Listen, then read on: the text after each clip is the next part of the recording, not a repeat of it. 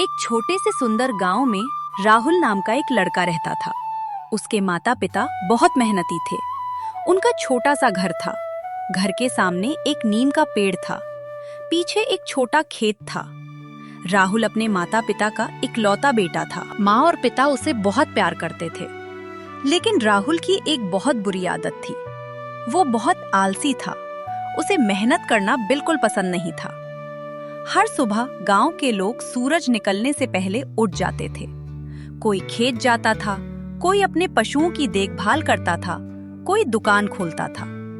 लेकिन राहुल रजाई ओढ़कर सोया रहता था। राहुल बेटा, सुबह हो गई है। माँ, मुझे थोड़ी देर और सोने दो।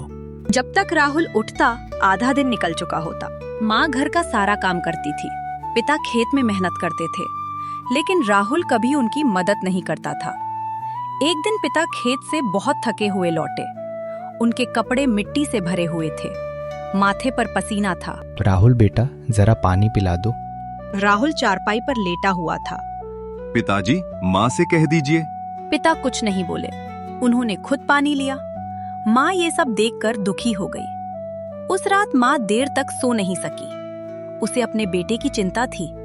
वो सोच रही थी, अगर कल हम बूढ़े हो गए तो राहुल क्या करेगा। समय बीतता गया।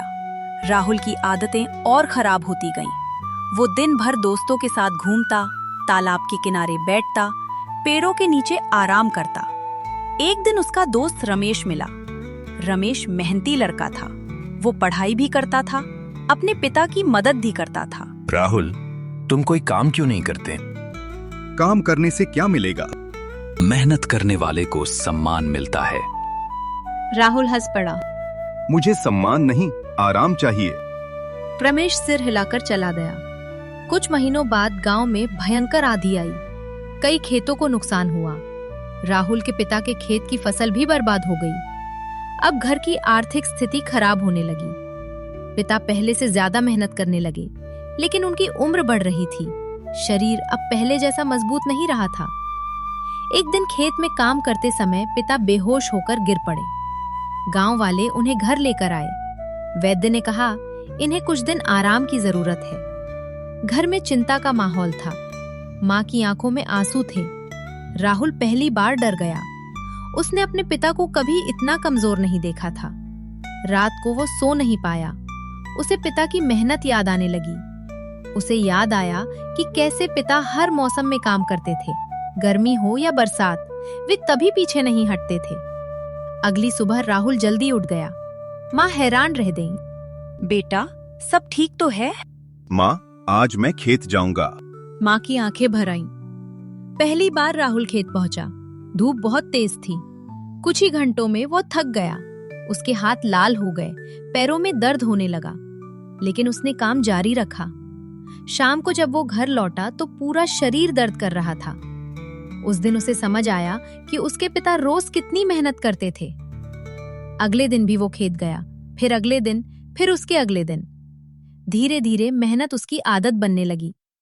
अब वो सूरज निकलने से पहले उठता था, खेत की सफाई करता था, पौधों को पानी देता था, नए बीज लगाता था। पिता चारपाई पर बैठे उसे काम करते देखते थे। उनकी आंखों में गर्व दिखाई देता था। कुछ महीनों बाद खेत फिर से हरा भरा हो गया। फसल पहले से बेहतर होने लगी। गांव वाले राहुल की तारीफ करने लगे। एक दिन गांव की सभा बुलाई गई। मुखिया ने सबके सामने कहा, राहुल ने साबित कर दिया कि कोई भी इंसान बदल सकता है। पूरा गांव तालियां बजाने लगा। राहुल को सम्मानित किया गया। उसने मंच पर जाकर कहा, पहले मैं सोचता था कि आराम ही सबसे बड़ी खुशी है, लेकिन अब समझ आया कि मेहनत के बाद मिलने वाली खुशी सबसे बड़ी होती है। माँ की आंखों से आंसू बहने लगे। पिता मुस्कुरा रहे थे। मुझे माफ कर दीजिए। बेटा, गलती करना बुरा नहीं है, गलती से सीख न लेना बुरा है। साल बीत गए। राहुल गांव का सबसे मेहनती किसान बन गया। उसने नए खेत खरीदे, कई गरीब किसानों की मदद की, गांव के बच्चों को पढ़ाई के लिए किताबें दी। जब भी कोई बच्चा आलस करता, राहुल उसे अपनी कहानी सुनाता। वो कहता, आलस कुछ समय की खुशी देता है, लेकिन मेहनत पूरी जिंदगी की खुशी देती है। उसकी माँ गर्व से मुस्कुराती। पिता खुश होकर कहते, अब हमारा बेटा सच में बड़ा हो गया है। और राहुल हमेशा अपनी सफलता का श्रेय अपने माता पिता की सीख को देता था।